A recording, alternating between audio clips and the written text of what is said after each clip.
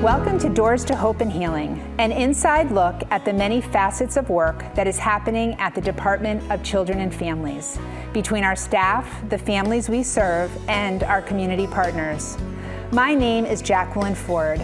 I have had the honor of working for the department for almost 30 years. And although I may be familiar with many of the topics we bring to you, I have invited experts in those fields to help us dispel the myths and misconceptions that can often be barriers to our work. Join us as we open our doors and invite you to have a seat at our table. Welcome to Doors to Hope and Healing. Thank you both so much for being on the show today. It's going to be an exciting show, I think, because we're going to be talking about the permanency perspective from DCF and the permanency perspective from an adoptive mom, Rebecca and Julianne, who are going to be speaking about some special kids. And I think that it's important today, our segment, because we're going to dispel some myths and misconceptions about the foster care and adoption system for our viewers. So let's get started with you, Julianne. I'm going to call you Julie for the show. If you can just introduce yourselves to the viewers and talk a little bit about your work at DCF. Sure. So my name is Julie. I'm a permanency social worker in the DCF Waterbury office. I've been with the department for 7 years in Waterbury. And I love it. I'm in a permanency unit right now. So all I do is permanency. I like to facilitate happy endings for my families and the kids that are involved with the system. That's wonderful. And Rebecca, can you introduce yourself? Sure. I'm Rebecca Antoni, and I am here in my capacity as an adoptive mother of a special needs child. And we adopted him approximately 14 years ago. And I love talking about the adoption process and about him. So. Yes, I know. And you have a beautiful love story with Gannon. And I thought it was important to have Rebecca on today with Julie, because you've walked the walk. You have adopted a child from our Heart Gallery. And our Heart Gallery, for our viewers who are watching, our Heart Gallery, as you both know, is a collection of pictures and stories of children that have special needs, and we're looking for that permanency, that forever home for that child. And there's criteria to be involved in our Heart Gallery. You must be a sibling group, a member of a sibling group, have a special need, or be a teenager.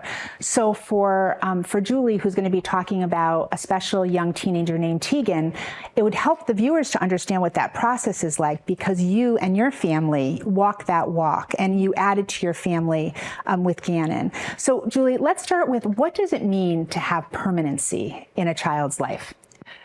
So permanency is broad. Permanency is everything that DCF does. So I know in my role, some people think it's just like adoptions and transfers of guardianships and when kids can't go home, but permanency is also kids going home. It's just having safety, security, ties to who that child is, an environment where they can thrive, be it, like I said, staying home, going home, finding a home. So in this particular scenario today, the child I'm discussing is trying to find his home, his forever home, where he can thrive forever. Now, how does DCF develop a permanency plan for a child? Because you mentioned that could be going home, that could be kinship care. I know our goal with the Department of Children and Families is always to keep families together whenever safely possible to do so. And we're working to keep that family together so that child doesn't have to go into foster care. But sometimes the situation happens so that we do need to put the child in foster care and care for them until their parents can rehabilitate. How do we develop a permanency plan for a child? Yeah, I mean, permanency starts from the minute we interface with a family. We're constantly recruiting any relatives, any fictive kin supports. Is there a teacher? Is there a nurse? Is there somebody involved with that child who's willing to be a support to them in the event that they can't stay home? We're constantly having those conversations. We're constantly networking on behalf of those children. The plan develops over time. In the event that a parent can't rehabilitate or cannot be a resource for their child, we start looking at alternative arrangements. Those are the adoptions and the transfers of guardianship. Ideally, we would like to network with those natural support systems, but unfortunately, sometimes those systems don't exist. When they don't exist, that's when we utilize tools like the Heart Gallery. Right, and that's about the special boy you're going to talk about with us. Yes. So before we get started with that, Rebecca, tell us how you first became involved with the Department of Children and Families. Sure. So we have three biological children, and after our third child was born, I couldn't have any more. and we knew we wanted a fourth child. And so we naturally thought about adoption. And I have a profoundly disabled sister, and I actually practice law in the special needs arena. So it just seemed like a natural extension of what I'd grown up with, where we were in our lives, and what we thought we were capable of doing. So, and I can remember the day I just happened, and we were all invested in it. The other kids were totally keyed into adopting. And one winter morning, I happened to be looking at the Heart Gallery, and I saw Gannon's picture, and I sent his picture and I knew where he was because I actually had a client in the same place. There was like obvious stuff in the sensory room, so I knew where Gannon was. And I sent the picture to my husband, and I said, "What about this guy?" And he was like, "Yeah." And so I immediately wrote to the director of the facility and said, "Why didn't you tell me about Gannon?" And from that point on, it was just, moving fast until it wasn't moving fast. Right. Right. So you were, you saw Gannon on the internet, the Heart Gallery, which is displayed on the internet. Yep. So when you saw his picture, was there a name to contact for the department? Like, how did you get that ball rolling? Yeah. So that's what I was saying about the picture. I knew where he was, the school that he was at, because of this picture. So I contacted the director of that school, and then she put me in touch with DCF. And then we, within a week, we were having meetings at the school. And because he was so complicated, and his social story and all pieces of his life were pretty complicated, they were taking very careful steps, DCF and the school, with us coming into it. And then the first day that we met him was actually at this school, and we walked into the sensory room, and he was, swinging in a swing, and he stopped and he looked at us and he's like, "Hi." And my husband and I were like, "All right, we're good. It's done." Yeah, we'll take him. And how old was Gannon at the time? He was 7 at the time. And what special needs did Gannon have? So he had a lot of medical issues. He had a lot of medical issues, and he also was on the spectrum and pretty profoundly autistic, and also had cognitive impairments and intellectual disabilities. So he came with a bundle of specialists and needs that had to be attended to a lot. So even though you had that personal experience with your sister, and growing up in a family that was caring for a special needs sibling, how did you feel about being able to take in a child into your home with your 3 biological children who had medical issues and challenges? I was instantly in love with him. So I was never scared. I was never anxious about it. I think my husband had some concerns. The kids were all in. My daughter's only upset was that it was a boy, and so she was going to have 3 brothers. But my parents were reluctant. My parents were not thrilled with the idea initially. They now since love him, obviously, as part of there's no difference between any of the kids. But I think, I just keep saying in my head, fools rush in. Like, I just rushed in. I was all in instantly, and it didn't matter kind of what he needed. I just knew, and I say this all the time, that child, I feel like, was born for me, and we just had to take our paths to get to each other. So like Gannon, we have a teenager who is, Gannon wasn't a teenager then, but he had, significant medical issues that made it difficult to find the perfect match for him. So can you talk about Tegan? I know that you're very invested in finding that permanent family, that permanent home for Tegan. Tell us about Tegan. Yeah, so Tegan actually is a lot like Gannon. It sounds like he's also on the spectrum. He is diagnosed ADHD as well. He has some medical needs, so he had a lot of lead exposure as a child. So he goes for monthly lead testing.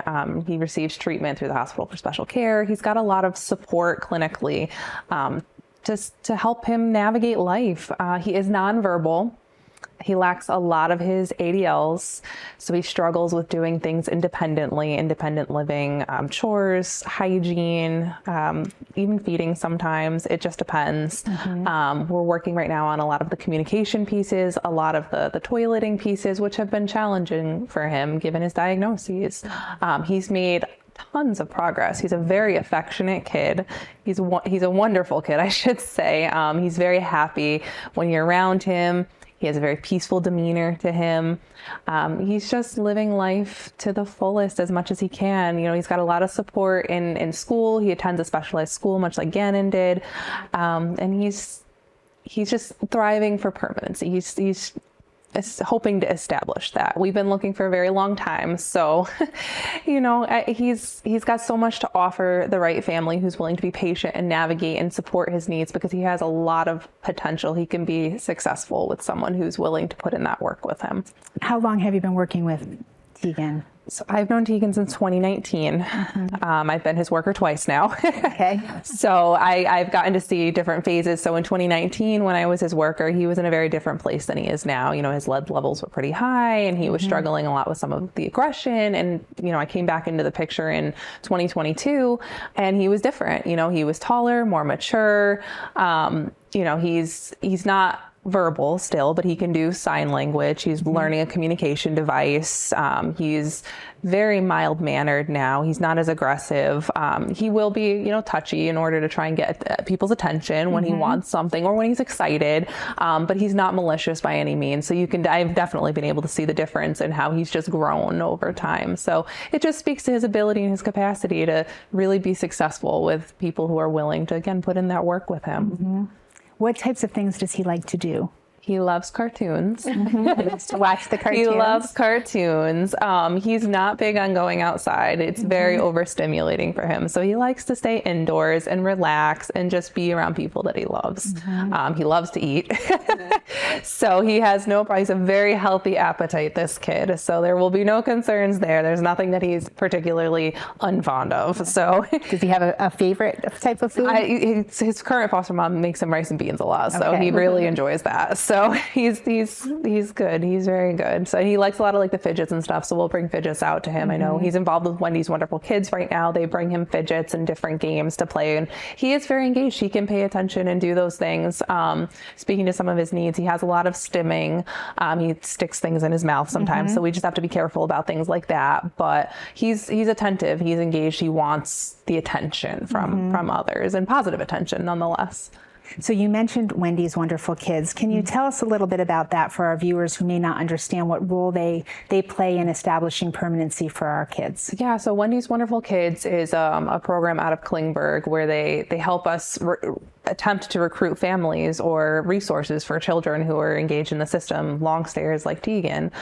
So I know they've been networking on his behalf. They've been doing a lot of case mining, trying to identify quite literally anyone who could be a support to him. So whenever I'm in some sort of permanency meeting, they're usually my right-hand man or woman, whomever it is. So we work in partnership a lot. And I think it's important to know and to point out that when a child is in the Heart Gallery for a long time, and I don't remember, do you remember how long Gannon had been in the Heart Gallery? I think only a couple of years. When you had found him. And it's not because they're just in limbo or lingering in the Heart Gallery. We're trying to find those matches. And many families do come forward and they want to offer themselves as a resource, but they just may not be able to invest in that much time and commitment as we need them to. So, you know, we are very protective of our kids, and we're trying to identify the right families, like your family is for him. So speaking of families, does he have any family members that, for whomever is going to provide that permanency and that forever family for him, is there any family that they would need to be open to allowing to have a role in his life? Yeah, so unfortunately for Tegan, he did have positive relationships with his siblings. He has many. When he was young, a toddler, but upon coming into our care, they all went their separate ways. We've attempted to recruit them as resources for Tegan, and they do not have the capacity right now to care for him. So I think that there is a guilt that comes with that. You know, Tegan is a huge undertaking, as wonderful of a kid as he is. You know, there are needs that come with that. So currently he doesn't have any familial supports, but that doesn't mean that, you know, the department would be willing to share the names or contact information for those supports so that we can ensure that he's connected to whatever family members, background, cultural ties that he does have, because they are important. Yeah, they are important. And oftentimes if the family is struggling with that guilt like you spoke of, if they find that he's in that permanent place, it might be the time to reintroduce themselves into into their siblings' life or their relatives into their world. So if somebody who's watching was interested in Tegan, and we're going to be showing pictures of Tegan too, and at the end of the segment we'll also have pictures of all the children that are in the Heart Gallery. If someone was interested in learning more about Tegan, what supports do you know that DCF would offer to that family? Because no family is going to do this on their own. And it's not, if any family comes forward for Tegan, there's a process, and they're going to meet Tegan and meet, his workers and the staff that are so committed to him, and transition that child or Tegan into their home. What supports would be offered? Yeah, so I think one of the big stigmas with DCF is people think that once they finalize an adoption and we close the case, there are no supports left. We're just going to drop you high and dry, but that is not by far the case. So with Tegan, like I said, he's engaged with the Hospital for Special Care. He's specifically engaged with their autism department there. So there are a network of supports in that domain. Depending on where the family is, he would qualify for a whole slew of supports through Carelon. He is involved with them. He would qualify for an ABA or some sort of one-on-one caregiver. He is involved with the CREC system for school. So he has a lot of supports. He's also DDS identified already. So that would follow him as well.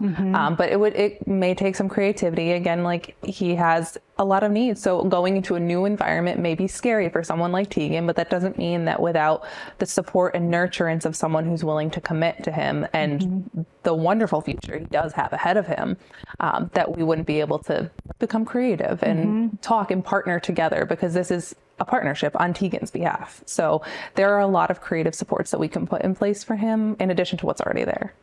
And that's where that term wraparound services comes in. And it's, identifying that family and then wrapping them with that support and services. Rebecca, when you took Gannon into your home, or let's go back to the process of transitioning him into your home, what supports were available? Yeah, and I'm glad you asked that question, because that's what I was thinking about as Julie was sharing, is that the transition, it's not like, one day he lives in the facility and the next day he lives at home. I mean, there's a very thoughtful process that goes into transition based on what we were able to handle, what he was able to handle. We all thought that the process, and my kids, and we all thought that the process should move a little bit faster, but it's intentional, and we ultimately understood that. So it started out very slowly with us being able to visit with him. We could always visit with him at his residential placement. He was in a more of an institutional group home setting. And we were always able, and I used to do what we called the read and feeds, where we would bring books down, and he had a G-tube feeding at the point. And so we would read to him, and we would do his G-tube feeding, we'd give him a bath, and all of us would go down and do that. We would do that as many nights of the week we could when the other kids didn't have stuff going on. And then that slowly transitioned into us being able to take him out for a few hours on the weekend. And that slowly transitioned into, him being able to come home, for a while. And then that was an overnight. And then it was a weekend. And then it was like Friday to Monday morning. And, it slowly, and that's where we hung out for a little bit, while the process, because there were some legal things that had to happen with respect to his ability to be adopted at that time. So we kind of hung out in that place. And that was really hard. I think that was the hardest time for all of us, because we were so ready for him to come home. He was so ready for him to come home. And we actually had to really adjust around that, because my heart was broken on Sunday nights and his heart was broken. So my husband used to drive him to school on Monday mornings to kind of, help that separation. And then once he actually did come home, we had continued DCF visits. We had, but not in an obtrusive way. And I had nursing in that came in just to keep up with his assistance. And I actually, one of the things that we had done is I advocated to have him brought into our local school system and out of a special needs school, because I felt like his placement would be better. And I had already had a really good experience with the school. So we were integrating him into the school system. So there was we had a ton of support, and I think I probably could have taken advantage of more things, but I just, went full force with him. So Yeah. And he did great. I mean, he did great. And so. he remained in the school system until he graduated? He did, just till this past summer, when he aged out. Yeah, at 22. He did. And as a special needs lawyer, I'm always like, you should move to my town, because I had such a great experience, and they just cared for him and loved him just as much as we did. And he has just strong connections. And I think, how DCF is involved, and I was sharing with you before we went on, his DCF worker that was with us actually shares an office with his DDS worker. And so we were able to, she had moved agencies, and so we were able to make connections and stuff. And he had such a lasting impression on her that it was just, so I think these children are so extraordinarily special, and they just change the dynamic of the trajectory of your life. And it's just an amazing, amazing experience. Difficult, but worth every second. So I think it's important for our viewers to know that, they'll have the support that they need to make it work, and they don't have to have prior experience of working with a special needs child. We'll give them the tools and the supports that they need to be successful. If training and such. And right. And that's what my next question to you before we end today. If somebody was interested in becoming a resource, what would be the steps in that process? Yeah. So I know, like you had mentioned, that there were a lot of legal barriers with Gannon, but I know with Tegan, he is legally free for adoption. There is a process, there's a timeline, right? But he is legally free. So there are no barriers in terms of the legality. The other piece is he's demonstrated for 8 years that he's able to function in a family. Thankfully, he's only required one inpatient stay, and that was many years ago. So he can function and be successful in a family. So in terms of steps, reaching out to the department. We have the hotline, the Kids Hero hotline. He is on the Heart Gallery. So look him up, read his profile, see if you're interested, and if you're ready to make that commitment, because he is a wonderful kid. And he, like you said, these kids are extraordinary.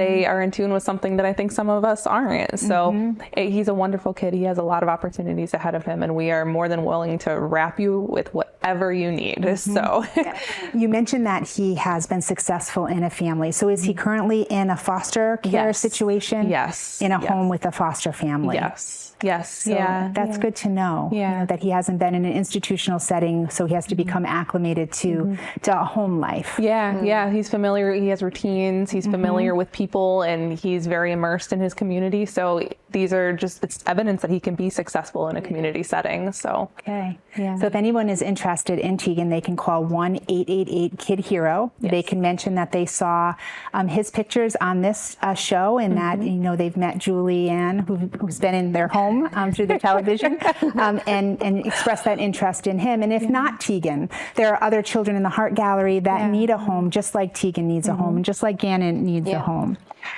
So before we end today, when I think of the definition of a perfect family, I know there's no such thing as a perfect family, but I think that yours comes pretty close to that. As far as you've never judged. There's never been that isolation. There's been unconditional love and support from the minute I met you and the minute I knew about your story with Gannon. And I think before we went on the show, I think our relationship goes back to 2010 when your story really just started to begin with Gannon.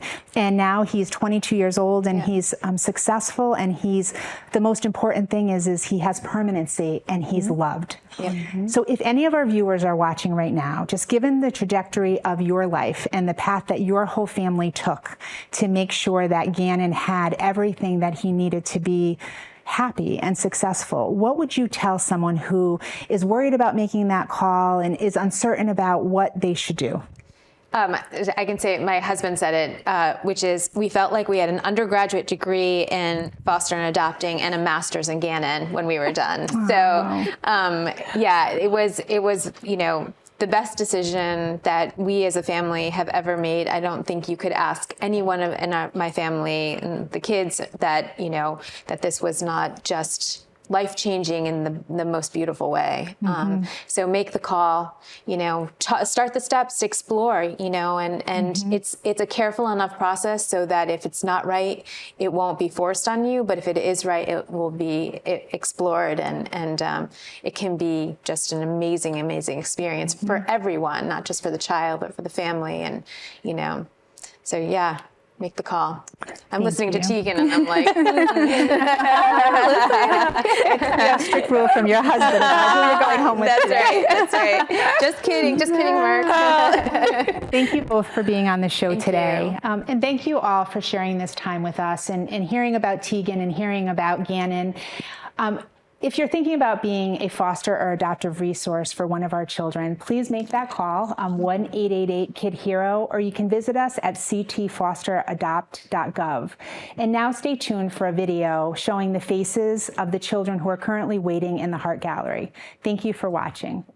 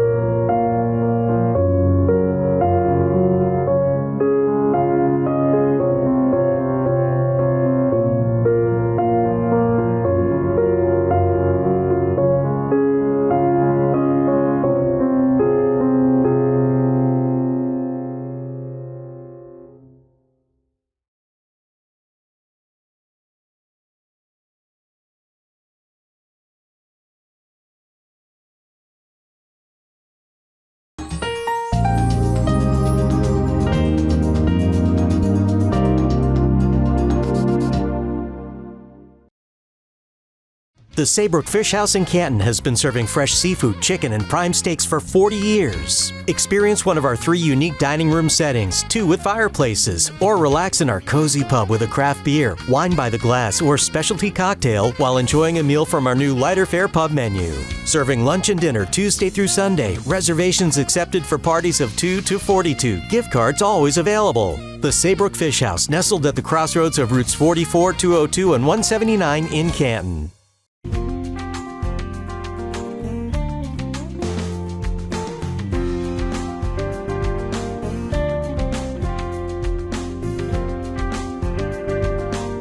Follow us on Instagram at nutmeg.tv.